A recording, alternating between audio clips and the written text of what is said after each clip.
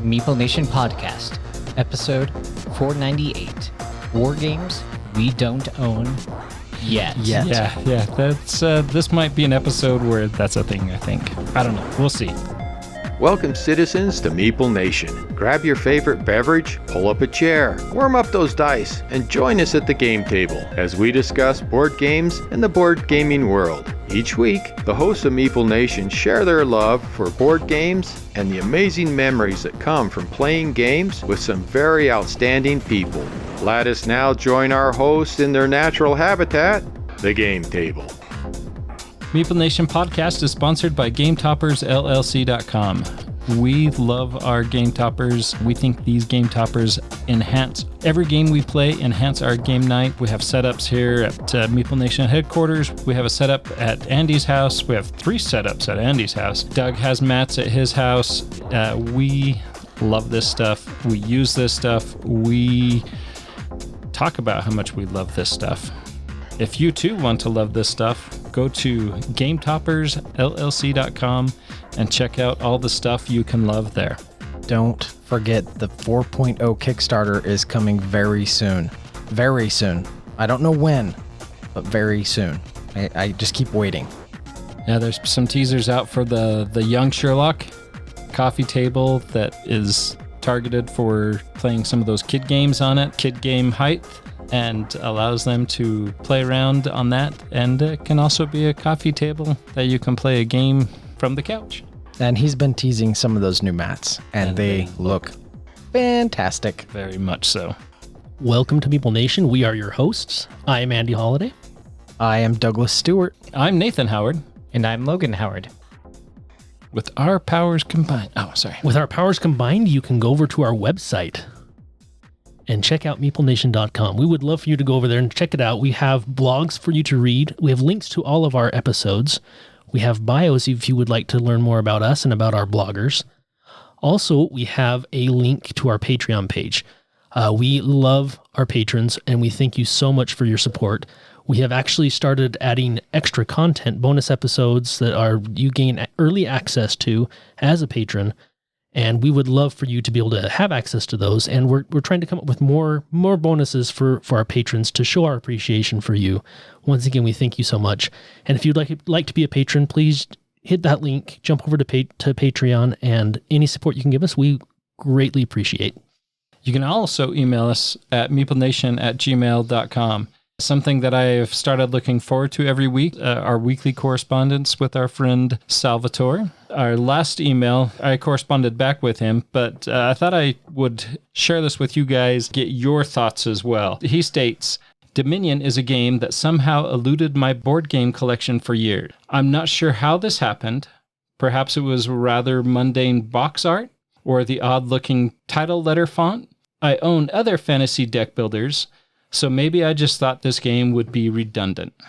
While listening to your podcast episodes, I often hear Dominion placed in the top 5 deck builders or favorite games lists.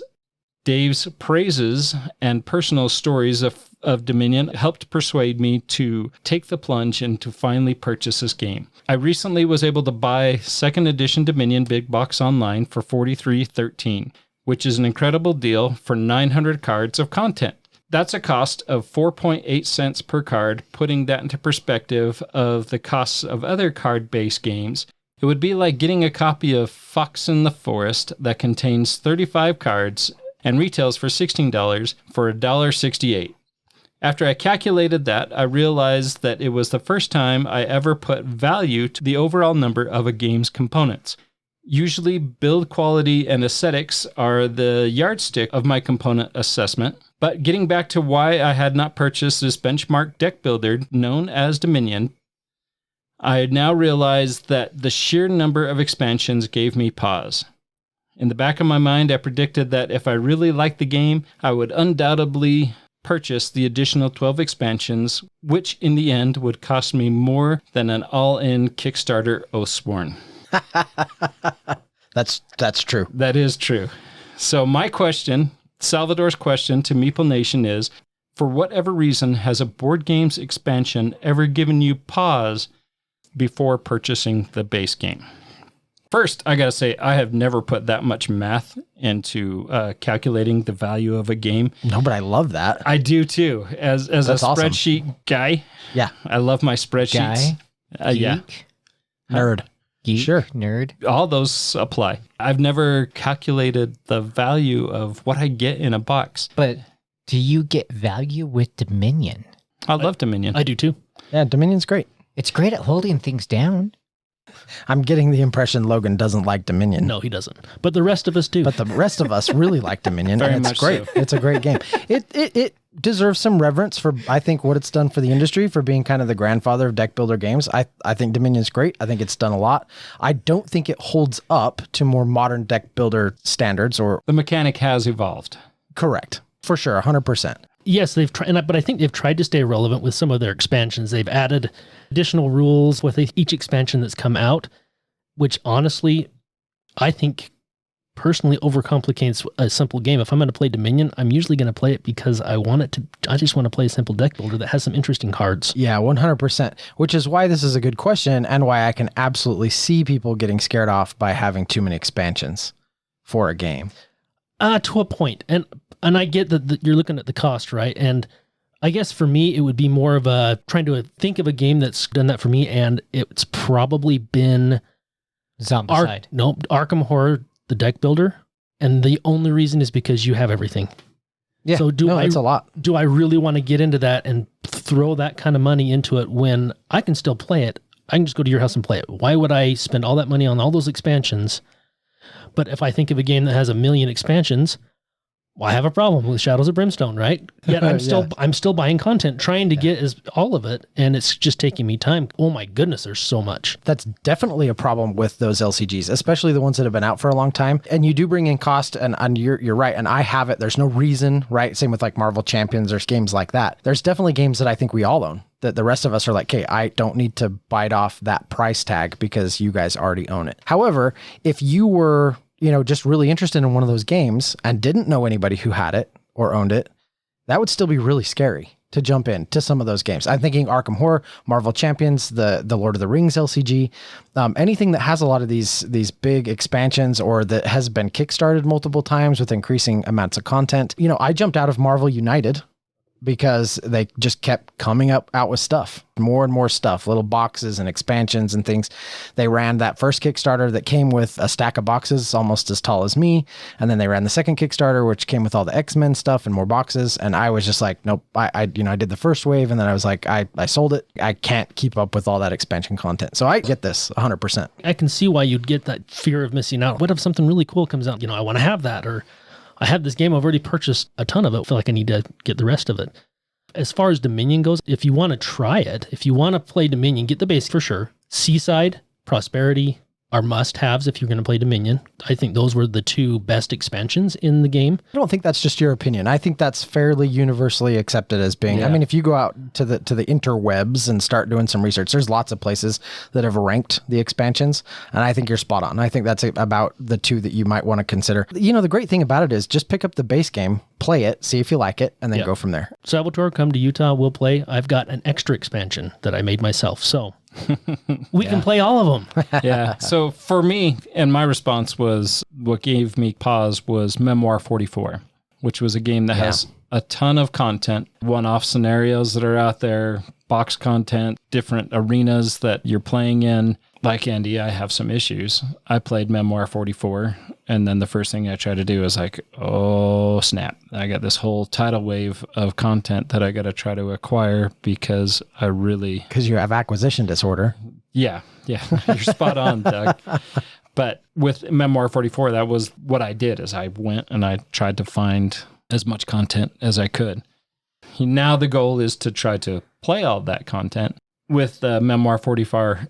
44. Yep. With Memoir 44 having a BGA implementation, I'm a little worried that has kind of hindered getting it to the table. So maybe just a little bit. Am I the only person you're playing that with online? Yes. Okay. So I don't like the implementation. I like the game. It's not the implementation's fault. Mechanics of the game, it's not a good match for BGA. For a turn-based game. Correct. And so I would so much rather play this at the table. This is one that I think after our current game's done, I'm probably out. I don't think I want to play it on BGA anymore. Well, I just sent you an invite to a rematch. Okay, maybe one more.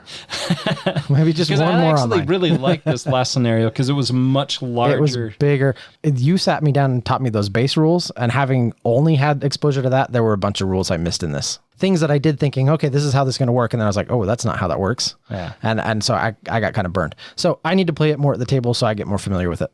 A lot of that, or a lot of my concern with getting Memoir 44 to the table is that it really is a 2-player game. I want to try that much larger version. Yeah. And now that you have a second copy, that's a possibility. Yeah.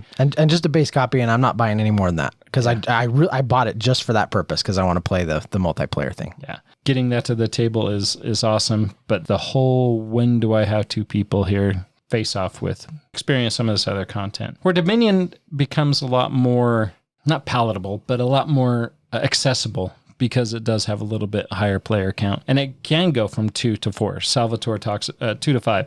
It might even be 6, but I wouldn't play it. The sweet spot's 3. Salvatore talks about playing it with his wife, and Andy, you have stories galore of playing it with your wife. My wife hates the game, but my kids love the game.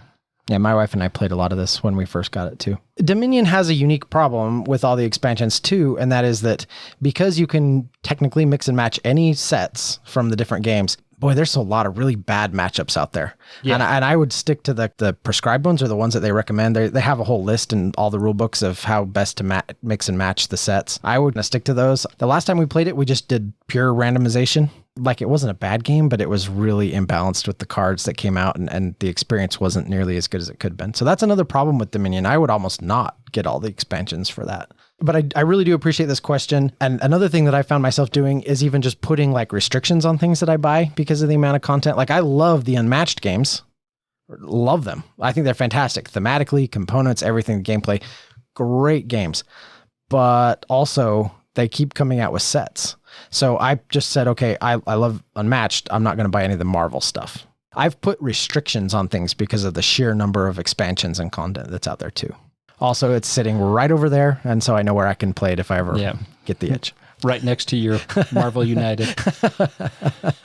Exactly. This was a great question. This is something that I responded to Salvatore, but I really felt that, and I wish Dave was here. Dave loves his content, or loves to talk about his experiences with playing Dominion with his incarcerated son and being able to use that as something to bond over and to share that time together. So Dominion's something that's near and dear to his heart for sure. And to most of us, 4 out of 5 Meeple Nation hosts agree that Dominion is okay.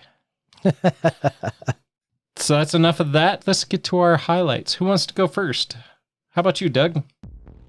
Yeah, I'll throw this out there. So we've talked about Earth before, but I've had a chance to play a little bit more of it. I really love Earth. It's been a highlight for me this last couple weeks as I've gotten it to the table, and we've been playing it on BGA.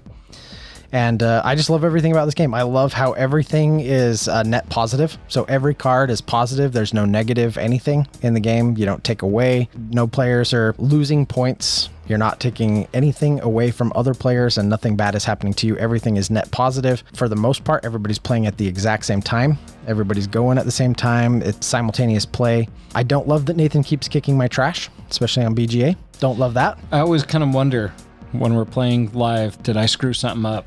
And I felt a little bit redeemed when I still won on BGA. So. I still don't know. I don't know if I have a win on this yet. Maybe one. I might have one win on Earth.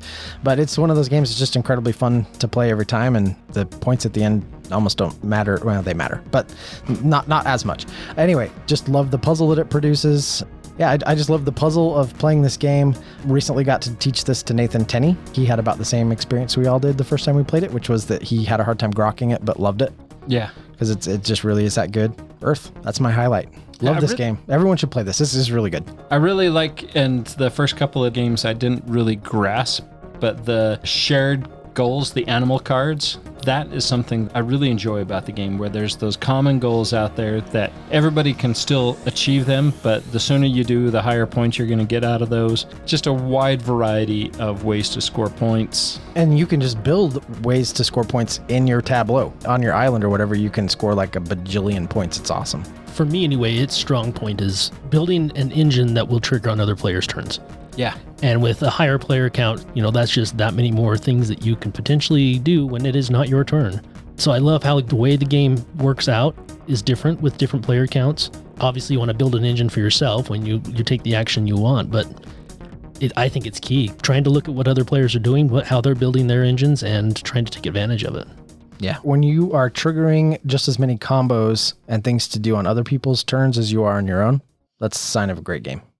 How about you, Andy? Well, I played a game that you introduced me to several years ago at a charity event. You taught me Hadara. Oh, at Extra Life. I remember that. I thought it was good. I thought it was fun. I remember being terrible at it, and not a lot has changed as far as that goes. But I actually really had a lot of fun. I guess I shouldn't say I was terrible. It was a close game. I did lose playing with my cousin Richie and our friend Caleb. I was only 1 point behind Caleb and I think 10 points behind Richie. So it was a fairly close game, but I love how many ways there are to score points in this game. The fact that the play is just super quick. There's no real downtime. When you're not waiting for your turn, it's just boom, boom, boom, boom. You're just going, collect all your stuff. Let's go to the next round. And with gameplay that fast, but yet the game lasts, it was about 45 minutes or so. I still felt like I didn't quite accomplish everything I wanted, but that's typical for a Ninja Builder type game. But it was fun. Definitely one of my highlights. We played that at Hug a MeepleCon several weeks ago that we went to, and it was good times. Yeah. Hadara is a game that actually I haven't played since we played it that first time. I really enjoy this game. I really want to teach my wife this game. I haven't gotten it to the table. I think I overwhelmed her. I mean, we've played a ton of games this year, but she's kind of hit a brick wall and doesn't want to learn any more new games. We'll stand off for a little bit. Let her brain rest for a minute. Yeah, and then we'll open the floodgates again. But Hadara is a great game, and I love a game where you can do simultaneous actions. Like you said, that helps speed up the game, keeps people involved, and makes that 45-minute game feel like a 20, 25-minute game. Yeah, it really does. To its credit, that is something that is just spot on for me. Hadara is a great game. And it also is on BGA. That's nice. Yeah, it is. I had a really fun experience recently. I was able to play a game with Ashley again. It was really nice to be able to get to the table and play a game with her. And we played Quacks of Quedlinburg. I was destroying her the entire time. So far ahead. And she had like 14 rat tails when we were going into the final round. And she beat me. Oh, wow. Wow, really? I lost. Oh my gosh. Going into the final round. I'm shocked. Went around the board twice. I think I had like 100 and something points. There's no way I'm going to lose. Yeah. I lost by like 3 points or something. Wow. That's impressive. If she had a final turn. Yeah. Wow, that's amazing. Last turn. I like that. It has that mechanic that allows you to catch up. Frustrating. I was so epically in hand to win, but then ended up not. But I do like that games have that mechanic because it seems like you're not going to win. Doesn't mean that you just toss in the towel and you're just going to go through the motions. Yeah, with those catch-up mechanics. Quacks of Quedlinburg, I think, is another one that falls into, we were talking about expansions.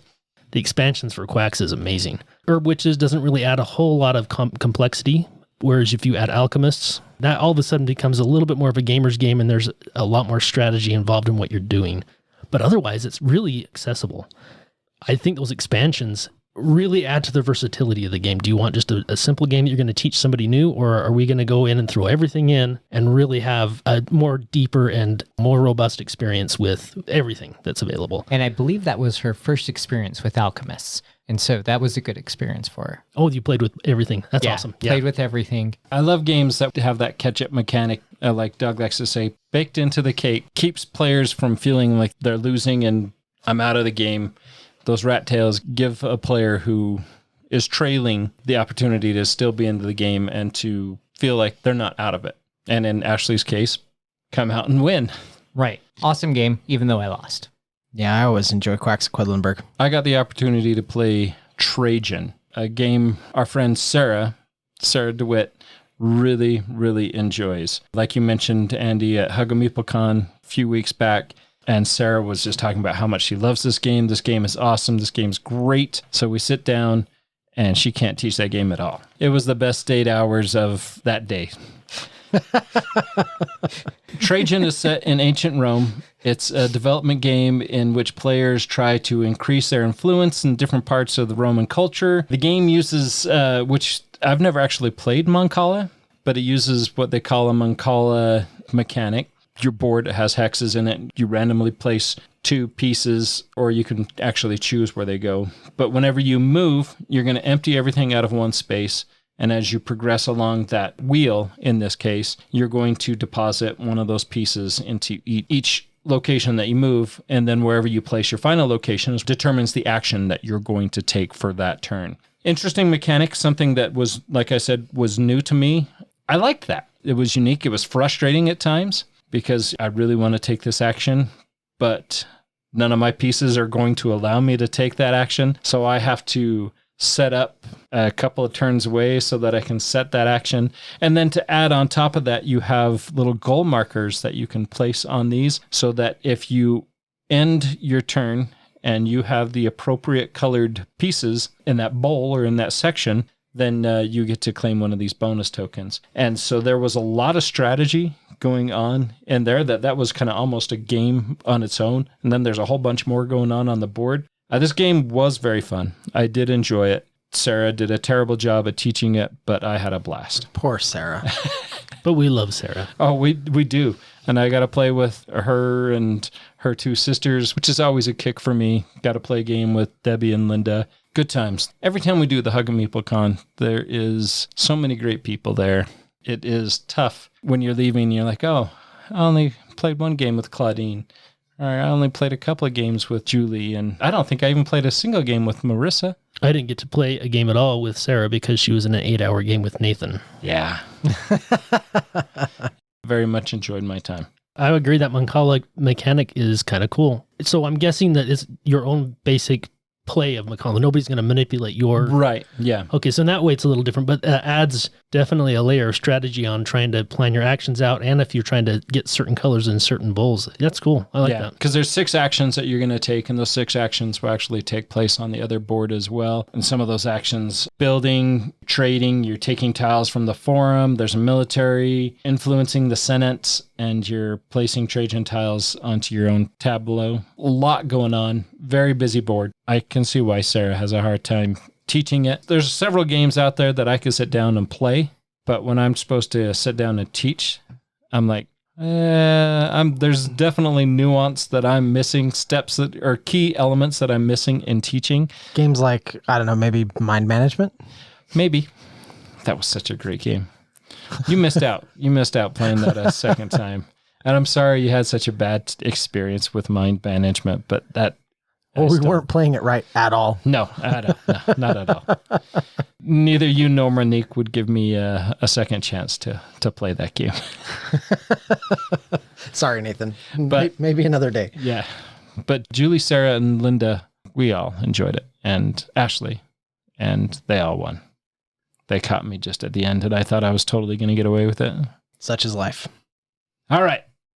Let's talk about some war games. We've talked about war games the last couple of weeks. As we've talked in the past, I went to BGG and I made a list. I wanted the top war games that were ranked between a 10 and a 7 that had over 2,000 rankings. 2,000 people had to vote on the game. So I made a list of 35 games, and then I skimmed out any of the games that we owned, and that list shrunk down to a list of 22 games. And actually 21 games, because the last game on the list was Sword and Sorcery, which was a game I did own, but recently culled. And I think it's a game we're going to pick up in the future. They're coming out with a 3rd edition of it, and I know Dave is just super jazzed about this title. He and I think Richie and Jared played this, and they really loved it. We kind of gave it a go here at game night. It just was a little much, I think, with all the other campaign games we were in the middle of. It's in our future. So you did have it, you sold it, but I think we'll pick it up. I think we'll play this sometime in the future. Let's talk about the first 4 real quick, because we'll just put those all in a nice little bow. Twilight Imperium, 4th edition, Prophecy of Kings, 3rd edition, Shards of the Throne, 4th edition in general, base game, and 3rd edition, Shattered Empire. So let's kind of put Twilight Imperium all in a nice little package with a nice big bow on it. And Andy, you own Twilight Imperium 3rd edition. Okay, but when was the last time you played Twilight Imperium? Probably 5 years ago. It's probably the top 2 because I think I actually do own both of those expansions. Oh, do you? Yeah. Oh, well. So it's our top 19 instead of 21. Yeah. So Yeah, somebody it's all didn't good. update It's their still list. worth talking about here. It is, and it's still Twilight Imperium. So it's 4th edition. I didn't buy 4th edition. I've been tempted to pick that game up multiple times. Have you really? I really have, because I really do enjoy 3rd edition. It's just the time commitment. This is way too much of a time commitment. 240 to 480 minutes. Yeah, and that's why. That's why I haven't bought it. Yeah, but it's And longer that's than not that. including any Dave time. Right. Yeah, that's what it claims to be. Well, and with the right people, it can be that. If everybody knows how to play and makes very quick decisions, sure. Yeah. But the last one I played was an 8-hour game at least, and it was a 3-player game. Teaching people adds to that complication Yeah. for sure. I played this last year. It was my first time and my last time playing Twilight Imperium. You played 4th edition? Yes, it was 4th edition, and it did have Prophecy of Kings. Okay. What drew me to this game initially when I first, and it was my favorite game for years. I loved the tech trees. I thought the tech tree was so solid in this game. In 3rd edition, I don't know anything about 4th edition. The politics in it where you can change the rules of the game, and if you go in heavy influence, you can skew the game rules in your favor. I thought it was just a really cool mechanic, and I liked that. Now, Andy, you don't typically like negotiation and deal making at the table, which is a huge part of this game. For some reason, this one works for you. It does, and honestly, my tastes have changed, which is probably another reason. I used to really enjoy more direct conflict war game style games. I don't care for them quite as much anymore unless it's like a tabletop war game. Those I still like. If it's more than 2 players, there's just too many chances for feelings to get hurt, player elimination and everything else. That kind of leaves a sour taste in my mouth. As a 2-player game, I would still enjoy it, especially if it was with somebody who knew the game and could make snap decisions and we just play. I would probably have a ball playing, and I'd be willing to spend probably 6 hours because the turns would seem quick. Yeah. I think it comes down to player count for me. Some of the stuff in it is just, I think it's really intriguing, and I like that aspect of it. What drew me to 3rd edition would be the same thing that would draw me to 4th edition, plus all the races and asymmetry between all the different races are really interesting, and I'll play one, and then I want to go back and try a different race. Sure. And see how that changes my gameplay and what strategy I'm going to be pushed towards based on that race. I think they did a really good implementation of it with the roll and write, because I feel the same thing with the different races in that version in Twilight Inscription. I do too. Twilight Inscription is one I'd love to play all those with. Hey, just a quick side note, Fantasy Flight Games just released a PDF online for how you can combine 3 copies of Twilight Inscription to play up to 24 players at a time. Wow. Holy crap. It's crazy, right? So there's a demand. They did that because there's demand. I would not want to manage that, though. Oh No, my gosh. managing that would be a nightmare, right? Yeah, it really would. But I will say Twilight Imperium is a severely cool game. It really is. It's awesome. And its components are cool. The design is amazing. Like, this is a really, it's a masterclass in great game design. It truly is. It's just a time commitment issue for me. I won't say that I would not return to this game. I could be convinced to play this again. I would want to play it at a lesser player count. When I played it the first time, there were 6 of us around the table. We had to set a timer. There was literally a 10-minute timer for every turn. And we were really lucky if people did it it took their turn in 10 minutes. Oh my gosh, that sounds terrible. 6 players? It was a little brutal, and especially as a new player who's trying to figure it out. And So you're lucky if it's been an hour between your turns? Yes, 100%. Wow. And that was a Saturday. I mean, we started at, I want to say about 8 o'clock in the morning. I think we wrapped it up at about 6, 7 o'clock that evening. Oh, wow. Yeah. I think at most 3 players.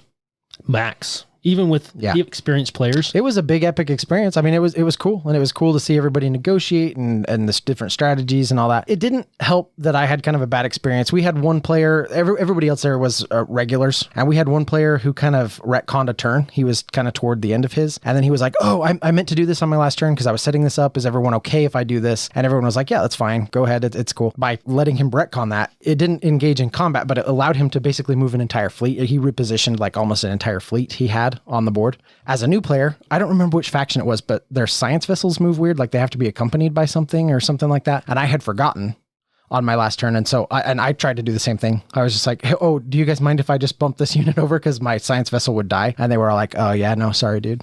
What? Really? Yeah, sorry. yeah. You should have been watching that. Your science vessel's dead. That was probably about 5 o'clock in the evening. So for those last 2 hours, I was just like, yeah, I'm done. This is stupid. Now, there were those who were sympathetic to that situation and later told me that was a rotten deal. But yeah, if you want to get people into your hobby, don't do stuff like that. For sure. Looking at BGG for Twilight Imperium 4th edition does show that it's best at 6. Wow. I mean, I can see the epic experience at 6. My gosh, that would be such a long game. And the fact that that's most everybody's hang up with it is the time. I will say you can make it fun. People who play this regularly, like this is a lifestyle game for some people. Yeah. If you play this regularly, you start in the morning, everybody brings snacks, you plan on ordering pizza, you find things to do in between, you set your timers, you kind of have this big epic experience. And if you're into that, I think it can be really, really fun. Definitely a one-time thing for me. If I play this again, it'll be at like 3 or 4 max. I say that it's a time thing, but there are games that I'm more than willing to spend that kind of time on, if not more time. Shadows of Brimstone, we played that last week. We spent a fair bit of time playing. I think we ended at 2 or 2:30 in the morning. It didn't seem like it was that late to me. I had a ball. One of our role-playing campaigns, we'll play for hours and hours, and it goes by super fast. I don't think it's the length that's the problem. It's the time in between your turns, like Yes. Logan was saying, right? Like, it's like, okay, I just took my turn, and I did. It took me 10 to 15 minutes to make my turn. I did a lot of stuff. It was really cool, and I'm going to start thinking about what I'm going to do on my next turn.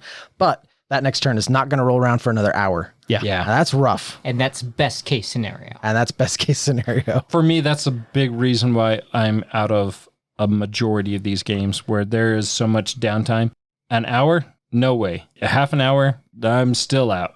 Where I'm going to spend more time on my phone. Yeah, 100%. And that, Then I think I'm in that's the going to be like a reoccurring thing with some of these for sure. I'm in the same boat. Game I think is fantastic, Battlestar Galactica. That's like an issue with it. You only get so many cards in between each of your turns, and then you have to ration them. This is really important, but then if I use them all, then what do I do between here and my next turn? I think that is a great mechanic that's in that game because that game is all about rationing resources. That is the feel of the game. We have very limited resources. We're out in space. We're out on our own. How are we going to survive on this? That is very frustrating for sure. That's actually a key element to that game. Yeah. Twilight Imperium, a lot of rabbit holes we could go down talking about. This is just a big epic game. The teach, the time it takes, all these different things we could probably talk about for a long time. But we've got other games on our list. And the next one is one that I'm curious about because it's War of the Ring 2nd edition. So this is number 5 on the list. And this is on my list of games I would love to play. But I do not want to sit down and read the rules to this game. I want somebody who knows this game really well to sit me down and teach me this game sometime. Absolutely. Reading over the description, this is one of those games like I could really enjoy this game. For sure. The time limit doesn't really scare me away because, and this game says that it's best at 2, and there's going to be a lot of these war type games. This is a 2-player game. It can go more, but it's like Rebellion player. It's a 2-player game. Yeah, it can definitely see that it's just a 2-player game. That makes it far more appealing. Am I going to buy this game? Got through talking about how I want to play Memoir 44. I'm having a hard time getting that to the table, and that's not anywhere near a 180-minute game. War of the Ring, this sounds very exciting. One player playing the side of the shadow, the other side playing the folks of Middle-earth, trying to get other factions, the Riders of Rohan, Gondor, to get them involved in your fight against Sauron. Actually looks just absolutely incredible. And it's well loved. 8.5 rating. It does have a 4.2 on the complexity scale. So that's why, because this is just a bear of a game to learn. It's kind of long, been around for a while. People really love it. Man, I'd love to just meet somebody who knows this game and would be willing to teach it. War of the Ring, 2nd edition. So that's one that was on my radar now, but I'm totally with you. If I found a cheap copy of it, I would pick it up, but I don't know if I'd ever read the rules. Now, I did pick up the card game version of this. I haven't read the rules and I haven't learned how to play it yet, but that's on my radar. That's kind of me dipping my toe into this game because I'd like to check it out. How about number 6, Eclipse Second Dawn for the Galaxy? What do you guys know about this one? As we're talking about these, there's going to be elements that click on my radar or whatever. My Natedar, I don't know what you want to call it. Your Natedar. I like that. Yes, yeah. that's what we're going with for sure. And so something that is going to click on that is any of these war games that are more the sci-fi theme. Yes. Twilight Imperium, I'm intrigued. I've played Twilight Imperium 3rd edition a long time ago. It wasn't a very epic game. I think it was only a 3-hour game. Eclipse. This is fairly new. This is 2020. This is a re-implementation of Eclipse New Dawn for the Galaxy, and this is Eclipse Second Dawn for the Galaxy. 2 to 6 players. BGA saying it's best at 4 to 6. But again, what's really always a turnoff for me is the downtime between turns. I was going to say, I was just looking at pictures of this online. The pictures look a lot like Twilight Imperium. Yeah. It is very much, well, at least the original Eclipse is very similar to Twilight Imperium. There's things that I'm really intrigued with. The sci-fi, the whole galactic design. It makes me almost feel like Zaya. And I really like Zaya, Legends of a Drift system. It mixes that a little bit with some of that war game. But this is another one I would love for somebody to teach. If I come across it at a game swap, yeah, it's probably coming home with me. Again, it's something that would just sit on my shelf and taunt me. That's what the original has done with me. Oh, do you own the original? I do own the original, and I own most of the expansions for the original. I've read the rules, and I've never played it. We need to set aside some time. I know we say that all the time, but we need to get a cabin in the woods where we can isolate ourselves for like a month and just play some of these games. Wouldn't that be nice? And something like this, to read, to learn, to set up, and then to play, you'd be all day, and then we'd move on to something else. And it's just a time thing. And you only play it once. Right. Honestly, the fact that I own the original and haven't played it when the new one came out, my interest was not piqued because I'm like, I haven't even played the one I've got. So why would I go buy another one? Yeah. And so, I mean, I think you nailed it, Doug, when you talked about Twilight Imperium. For a lot of people, this is a lifestyle game. This is a game that I own less than 100 games, and I'm playing this game 3, 4, 5 times a year. Right. You've got your group, you've got your Saturdays set aside, everyone's calendared up, and you're doing that. Yeah. Loads of people out there that do that kind of thing. I'd actually be curious. So if people out there have played Twilight Imperium and Eclipse and play these on a regular basis, I'd really love to hear, get a little feedback on what some of the strengths and weaknesses are of the two and which one they would recommend if you were going to dive in. So moving on, number 7, Imperial Struggle. I am actually curious what you guys think about this. I can tell you I don't own this one because this is a 2-player war game, very similar to something like War of the Ring, only it's set in like the late 1600, early 1700s. There are just so many other games I would rather play. This doesn't really grab me, but I'm curious what you guys think about Imperial Struggle. Well, if I'm going to play something that's based on history, this point in history isn't one that I'm particularly interested in. It doesn't reach out and grab you? No, and if it was like a World War II theme, like some of the Memoir 44 stuff, I enjoy watching documentaries about World War II and some of the recent times where there's been wars. Yeah, that intrigues me a little bit more. For that point in history, it just really doesn't. It takes place over 100 years of battle. I get that, but that makes it even less interesting for me. Yeah. The next game on the list is very similar, except it's after World War II. Right. I also think if I'm going to play a game that goes through history, maybe not necessarily doing specific battles like a Memoir 44 does, I would rather play something like History of the World. You have different empires rising and falling, and the next epic, you're getting into a new empire that you're going to be in charge of and try to conquer things. I like the implementation of that far more than a lot of these other war games where you could get decimated. You're just biding your time to lose. I knew I lost 3 hours ago. Oh, there's nothing worse than it's like Doug's talking about Twilight Imperium. Yeah. When I talk about the Nathan spectrum, I thought it was Nadar? Nadar. it's more of a spectrum, I've decided. So where on the spectrum are we talking about here? Sci-fi is on one side, spaceships, lasers, pew pew. History on the other side, old history, not on the spectrum. So what you're saying, this is why you're such a Star Wars fan, because that's history, because it was a long time ago in a galaxy far, far away. Yeah. That's why it hits both. Yeah. I see. Yeah. So Okay, no, I like Spectrum better than Nate Dar. Yeah, this works. I like that he keeps updating it. Yeah, we'll see what he comes up with next. It's a living spectrum. Ever changing. No, this Imperial Struggle, and it is based on a lot of the mechanics of the next game that Logan alluded to, which is Twilight Struggle, based during the Cold War 60s. Both of these, for me, not really my highlights, not on my spectrum. Intrigue, but not a whole lot of battles. It's called the Cold War for a reason. Yeah, they kept it from being hot. Yeah, exactly. especially with our game group. I know they're very popular with some people, obviously. They're very highly ranked on BGG. We have more than 2 people that show up to game night. That's what keeps a lot of these games out of our collections. 2-player game, it's a big hurdle. I think that's true sometimes. It's quite often that we'll have 5 or 6 players. Don't want to split up because, well, then they're going to have 2 people together. What a good time to pull out a 2-player game. 2-player game that lasts 3 hours? Correct. Or longer. Yes. With something like War of the Ring, where it has those other elements that push you over those barriers of having a 2-player game, Correct. you can overcome those barriers. If it's just a cool game that's 2-player, we could play something else.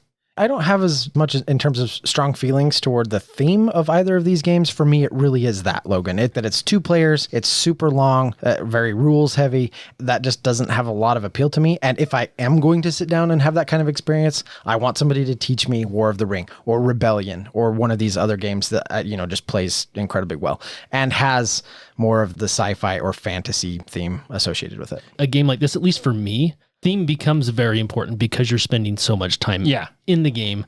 And for me to be interested in it, I want to picture the story of how it's unfolding. And if there's not a great theme tied into it, it's very easy to get bored. Yeah. And I think that's going to be part of my issue with a lot of these games that I was turned off. The next one, though, is a game on my spectrum. Because it's not history? Because it's not history. And apparently zombies or zombie-likes are on my spectrum as well. This game is Dawn of the Zeds, 3rd edition. 1 to 5 player game, best with 1. So I don't know how often I'm going to play a 1. Best solo. But it has that time frame of 90 to 120 minutes. Far more palatable for me. I don't know if I'll ever play it solo, but this game is very intriguing to me. The game board I find far more intriguing. Going back and looking at a game like Twilight Imperium, there's a lot going on there. That doesn't count as something that the game board would get you bored. The game board would get you bored. Yeah, that sounded awesome. Anyways, Dawn of the Zeds. This sounds pretty cool. The postcards in every local drugstore read, "Welcome to the fabulous Farmingdale." Going through the description, it actually does sound like it could be really fun. Yeah. Looking at pictures of it, it seems like kind of an intriguing game. The whole best at one thing, that bothers me a little bit. Me too. Because I want this to be, if I'm going to play this, I definitely want to play it with a group, and I want it to be a fun game with a group. What intrigues me about it is it's not just the standard fare for zombie games where you're just trying to survive the zombie horde, and it's almost seems like it's a game of attrition. I mean, yes, you're trying to defend yourselves against the zombies and trying to find a cure, and it feels like you're actually trying to win instead of a lot of zombie games. There's no way you can win, just survive as long as you can. And I like the fact that it seems to be that there's a fight more than just, I'm going to try to defend the city, maintain as much land that's not overrun as possible. I'm actually trying to cure whatever's going on and figure out how this all happened. So definitely one on my spectrum. We'll have to see if that gets acquired. The next one on our list, so we are now at number 10, and this is Triumph and Tragedy, European Balance of Power, 1936 to 1945. Boy, if that title doesn't just hook you, I don't know what will. Well, you look at the game art, and that's another one that is just... Game art doesn't grab you, but the description actually seems really interesting. So it is kind of cool. So this is a game designed for 3 players. Yeah. You can play it at 2, but it's really designed to be a game that pits capitalists against the communists against the fascists. And it seems really interesting because you can win as a pacifist, you can win as a war machine. It has different paths to victory, the path of the rise of those powers through Europe. It seems actually quite interesting. I'd be interested in it. Yeah, this is one I'm never going to play. Next. Now, if I was going to be playing Axis and Allies versus this, I may be willing to try this. If you have to play Axis and Allies or play this game, I might say, okay, well, let's give it a try. I agree, Logan. That sounds interesting because you're on basically, there's 2 teams. Whereas this, there are 3 teams and you're all trying to do something different. Okay. Are there other war games I'd rather play? Oh, heavens, yes. The next one on our list is one that I would love to play. Me too. And the reason that I don't own any of it is because it is just a massive, massive, massive money pit that there is no way I am even dipping my toe in that realm. That is Star Wars X-Wing. Same for Legion or any of these. Shatterpoint just came out. I was actually kind of considering Shatterpoint. Yeah, I remember that. Because I was like, oh, it's a core box. And then, you got like a couple extra packs. That's it. I could get into a game like this for pretty cheap. And then I got looking at all of the products they were listing for it. And I was like, nope, this is another one of the Star Wars war games. And I'm not touching it with a 10-foot pole. No way. Yeah. Talked already about Star Wars Legion. It is a great game.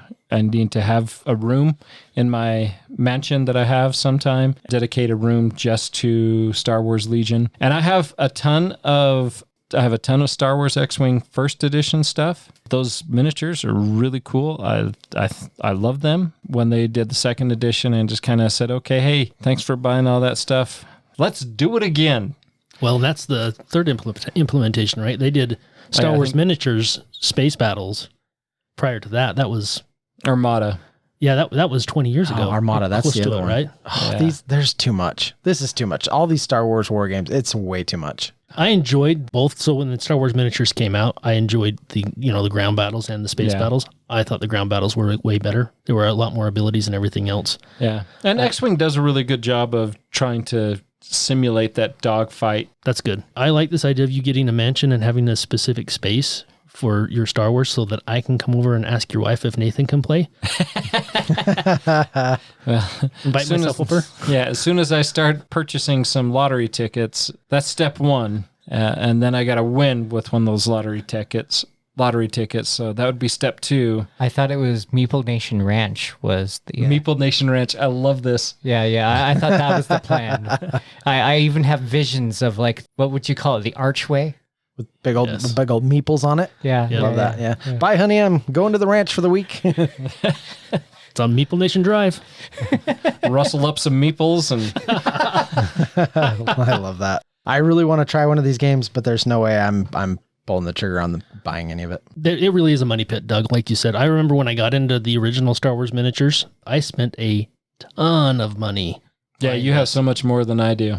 And my brothers did the same thing. So between all of us, oh my gosh, we had so much content. It made me really sad when one of my brothers got married and moved away, let his young stepson play with all the miniatures and ruined them all. Oh yeah. It's like, wow, you spent a lot of money on that and it's just done now. That's too bad. Well, I have a lot of Star Wars Decipher card game cards in the garage that I spent a lot of money on too. And my wife's like, well, you should sell them. No one's going to buy them. Well, then you throw them away. I can't do that.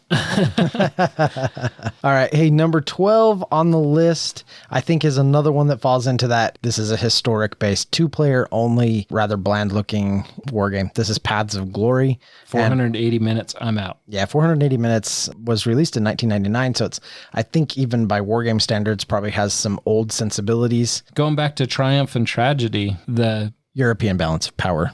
1936 to 1945. Don't forget that part. Sorry, yeah, that's vital information there. Yes, but going back to Triumph and Tragedy. That is a newer game. That was from 2015. That game looks just as boring as this Paths of Glory from 1995. It feels and looks like it's from 1995.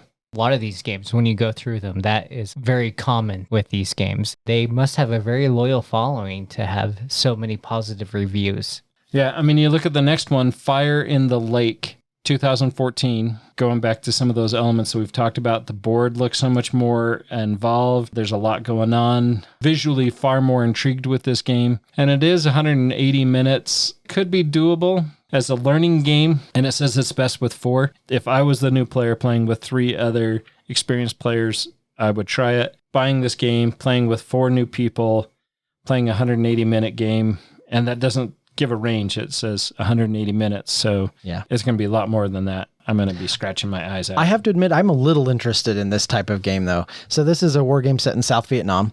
This is volume 4 in GMT's coin series of games. And my understanding, wargamers, please correct me if I'm wrong. My understanding is that those counterinsurgency games, the coin games, right, and especially this series by GMT, is in particular a very big deal in that community. These are very well-loved games. This one has a very good rating. I'd be curious, the issue for me on games like this is the barrier to entry. The barrier to entry is just too high. Yeah. And you've kind of got to join a group of wargamers. You've kind of got to join a group that does this as their lifestyle hobby in order to get into some of these, and I just can't do that. With this one, your point scenarios, you can pick short and medium length scenarios. I do like the fact that you can change it up and have random options or period event options that are going to be specific to history. So I think that's cool. I like the fact that you can change the length of the game. If you just want to do a shorter game, you pull out a shorter scenario and you play that one. At least that makes it a little more accessible to a new player if you're going to play something a little bit shorter to learn the game rather than dive into a big, epic, lengthy game and not have a clue as to what you're doing until maybe it's the last half or third of the game. You're like, oh, that's how that worked. Wow, I just totally messed myself over because I made so many mistakes because I didn't understand it. This may be difficult for a war game. I keep looking back at like Jaws of the Lion, where it builds on, and a lot more games are doing that now, where it's going to build on the rules and help you learn these complex games step by step. Diving into a game that has the level of complexity that a lot of these war games have be super beneficial to make this more accessible by having a step-by-step process to learn the rules. I mean, you're looking at a 4.5 complexity. That's on some of these, right? Some of these that we've talked about. That might take several different playthroughs to get through everything. But if this is going to be a game that you're going to be playing a fair bit, that might be worth it. Yeah. If it's a one-off, yeah, probably not. It's probably not worth the time. Yeah. Nathan, you know a little bit about this Commands and Colors game. I don't know anything about this one. So the Commands and Colors, it's 1 to 2 players, best at 2. It becomes far more palatable. It's at the 90 minutes. It's not quite as complex, but still it gets a lot to the board mechanics, the board pieces for me. There's a lot of... Does look a little generic and bland. Yeah. Richard Borg has done several of these games, several of these even Commands and Color games. When a game is just reduced to little squares... I don't know, that it just brings me back to fear of games like Squad Leader, Advanced Squad Leader, which is coming up later on the list, that just gets lost in the mire for me. And yeah, Advanced Squad Leader, which is number 16. So we're skipping one there.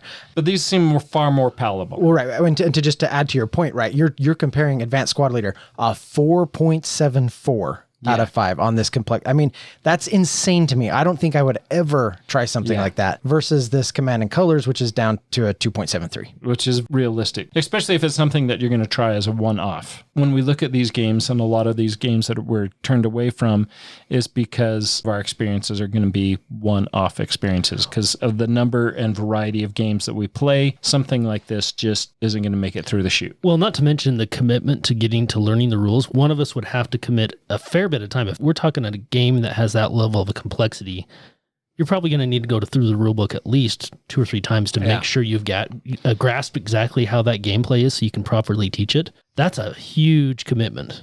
Twilight Imperium, its rule book is huge. 50 to 70 page rule book that you're going to have to go through several times for a game that you will most likely only play once. That's a huge commitment. 100%. I absolutely agree.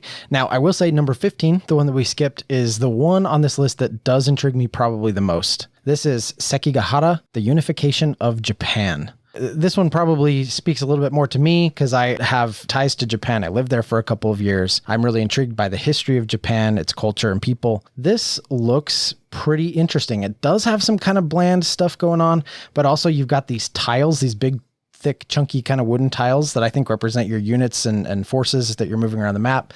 And it looks like you kind of stack them in some interesting ways and do some stuff with it. 180 minutes, a little bit on the long side. It is a 2-player only game, but its complexity is only 2.79. Yeah. So it's not off the books. Yeah. So if there's one of these that I'm going to pull off and check out, I think this is it. I too am intrigued a little bit by this game. Still turned off. The 180 minutes, getting a one-off experience playing this is just not going to hit the table. We've already talked about Advanced Squad Leader a little bit. It's another 2-player game. Too complex for me. Yep. 4.74. That is just insane. Just crazy. And then the next one on the list is a little game called Maria from 2009. And I don't know anything about this other than it is about the Austrian succession. It looks like it has some sort of face cards. I don't know how that element plays in. Yes, it does have components. It does have components. Maria, a war game with components. You heard it here first, folks. Highly rated components, since it's so highly rated on BGG. It's not going to hit my table, so. Now, one that I think we would all really enjoy a lot is the next one on the list, which is Forbidden Stars. And this one's just out of print, is my understanding. Can't find it anywhere. Yep, this is definitely on the spectrum. It's meeting those sci-fi. It does go up to the 180, and it is 3.87 or 3.83 on complexity. But that's not too bad. And you're 120 to 180 minutes, and 2 to 4 players. That's something we could reasonably get to the table. Yeah, I think that's about the level of complexity for that level of buy-in meets the sweet spot for our table. And I like the Warhammer 40K setting. Yeah. I was into Warhammer 40K back in the late 90s. decided I had to pick between Magic the Gathering and Warhammer 40K because, my goodness, way too expensive, and then decided I can't do either. So, but yeah, it's a fun campaign setting. My goodness, they've had, 25 years since I last played it of content that's come out. So, as far as theme goes, all the ones we've talked about with maybe the exception of the Star Wars and Twilight Imperium, this one hits home for me on the theme because I do like Warhammer 40K. The next one, Dune, 2019 release of Dune from Gale Force 9. It's 2 to 6 players, says best with 6. I like the Dune theme, so I would be somewhat intrigued with this. Complexity of 3.99, so that does mean that somebody has to know those rules at that point. Yeah, this is one of those that's absolutely one I would play. I just want somebody to teach it to me. This is one of the few on this list that I've actually looked at seriously buying, and one that I did legitimately step away from. Mostly it's because it's a war game. When someone says war game, I think of player elimination and a lot of time. Honestly, that's the only reason I've stepped away from this, because I love Dune. I love that theme as well.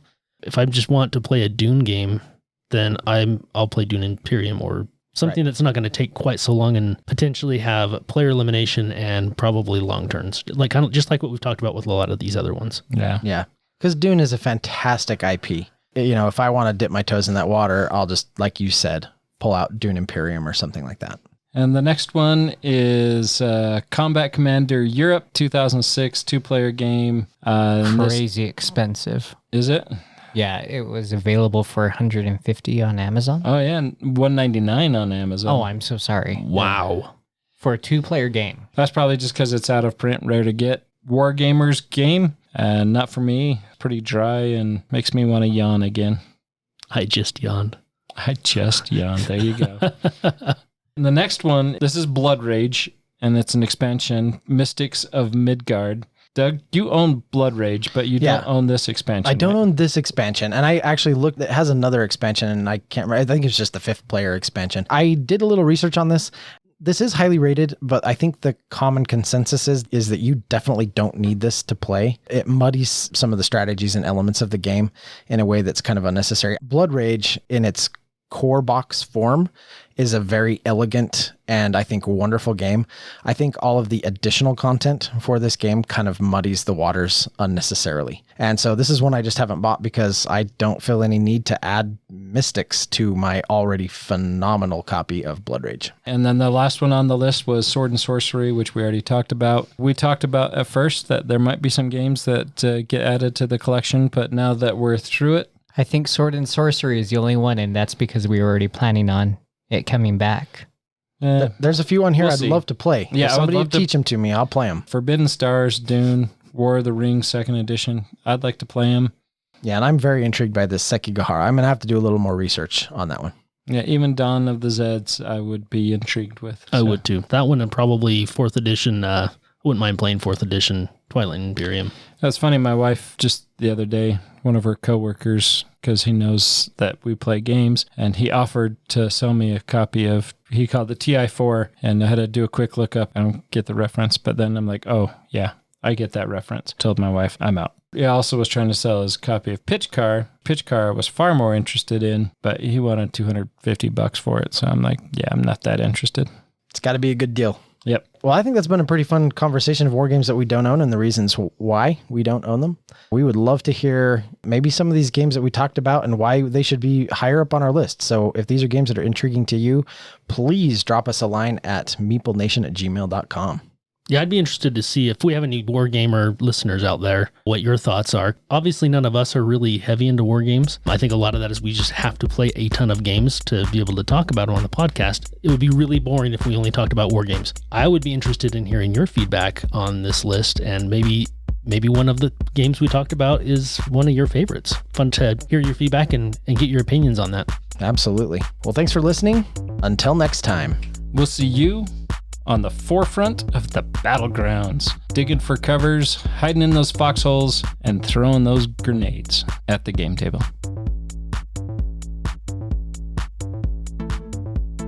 Thank you for listening and being a part of Meeple Nation. If you would be so kind as to follow, subscribe, share, and rate or review this podcast, it really helps to spread the fun.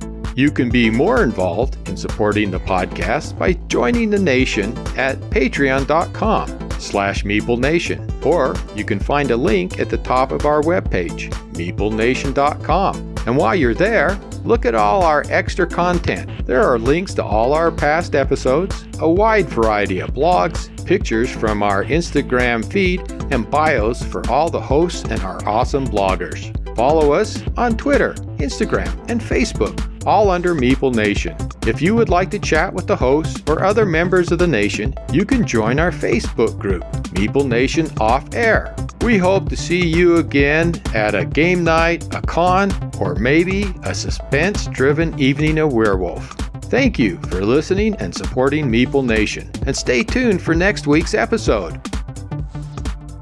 Thank you so much for listening. We very much want to thank our patrons who help keep the podcast running. I personally want to thank my co-hosts for all the help they provide with both content here on the podcast, in addition to what we have available on our website. Without them, the podcast would not happen.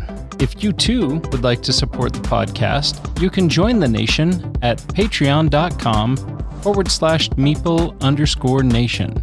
Or you can find a link to Patreon at the top of our webpage, meeplenation.com. If you have any questions, comments, or games you feel should be on our radar, you can always reach us at meeplenation@gmail.com. We can't wait to hear from you.